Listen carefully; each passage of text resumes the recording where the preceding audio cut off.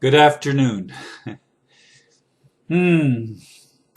Let me jump in with the title and blurb, and then I have some things that I just learned. Anyway, the title is Sometimes I'd Like to Be a Fly on the Wall. I don't know if I'll ever shapeshift. I really love the human form.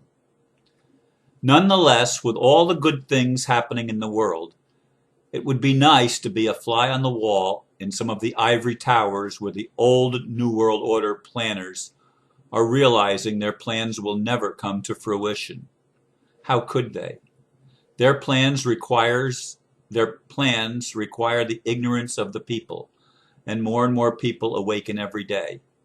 I know it's not easy to see that if you only look at the mainstream news. They still focus on the problems. I have the great privilege of connecting with some powerful visionaries, and I know big changes are coming fairly quickly. I think the powers that were know this very well, which is why I'd like to eavesdrop. They spy on us. What would we learn if we could spy on them? I have to change one thing here. I added a letter that doesn't belong there. Anyway, let's save it. Okay. Less than a half an hour before I started this video, I was notified that my web page has been suspended. Now, I don't know why or how, but you might have guessed that is quite a challenging thing to learn just before I'm ready to begin what I thought was going to be an inspirational video. I don't know if I'll be able to get to the inspiration. I'm not feeling very inspired at the moment myself, and that's the truth. I didn't know that this was going to happen. I wrote that blurb about a few hours ago, about 1:30 I think I wrote the blurb, give or take a little bit. In any case, wow, sort of took the wind out of my sail, didn't it? I want to go back, though, to the last 2 days' videos when we talked about neutrality. I looked up the meaning of the word and actually some synonyms, more importantly, the synonyms for neutrality. Here's some synonyms that I come up with: detachment, aloofness, coldness, coolness, disinterestedness, dreaminess, impartiality and curiosity, indifference, non-partisanship, objectivity, preoccupation, remoteness, reverie, unconcern, for indifference, absence of feeling, alienation, apathy, carelessness, coolness again, disdain, disinterest, disregard, inattention, lack, lethargy, negligence, nonchalance, stoicism. Those are just some of the words that are related to neutrality that I looked up online. Quite honestly, I don't want to be neutral. It's no offense on Peter or other spiritual people that see neutrality as a good thing. Just looking at the definition, I don't want to be those things. I don't want to be detached and aloof and not curious and inattentive and negligent. I want to pay attention, and I want certain outcomes in the world, which is why I've long made a stand for telling the truth, regardless of whether people like it or not. Now, the truth may not always be the same for me because I learn new things all the time. And as I learn something new, I have to let go of what I thought was true but realized wasn't completely true. And so truth is an uncovering and unwinding. It's a revelation. It unfolds. And I don't want to be indifferent to that unfolding. I want to stay on top of it. I want to learn what's happening and what's going on. I want to, as much as possible, be in the know and apply wisdom to what I know and make decisions that affect my life and hopefully other people's lives for the better. That's why I've wanted to see the kingdom of heaven manifested on earth. It's been a long time coming dream. I actually see steps being taken that make it look like in the real three-dimensional world that's going to happen. Now, I know a lot of people are talking about moving into the 5D. Well, we're still going to have physical bodies. We're still going to be on a physical planet. I don't think 5D is going to take us into another dimension, although that's what 5D is. Technically, it's another dimension. But I think the other dimension really is a dimension of understanding more than a dimension of reality. It's a time when we move from fear to love more so, from slavery into freedom, from lack into abundance, and all sorts of things are turned around on their head with the anti-adromia, the reverse flow of energy that Carl Jung talked about. We're in that time. I've talked about it before. I will continue to talk about it because it's what I'm all about. Bringing change to the earth that you can believe in. And I don't mean like happened in 2008 when Obama became president. We thought that was going to bring change we could believe in. Well, you can keep the change. If anything, it got worse. It didn't get better. I thought under George Bush things couldn't get worse, but they did under Obama. That's sad, but true. And I'm sorry for all of those that you may still think that Obama was a heavenly plant here on earth to bring about positive change. He's only brought about negative change. Now, the negative change is part of the awakening. I understand that. I realize that.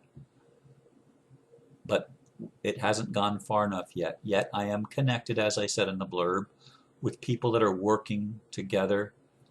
There's people all over the world that are working together on new technologies, new healing methods, new financial systems, new systems of governance, new systems of running businesses, new systems of everything. And the big word is accountability. Whereas under the old system, there was no accountability. Certainly, the people that ran for office learned quickly, even if they went in with idealistic visions of trying to make a difference, a positive difference. They soon learned as they took office that there's corruption that goes really, really deep.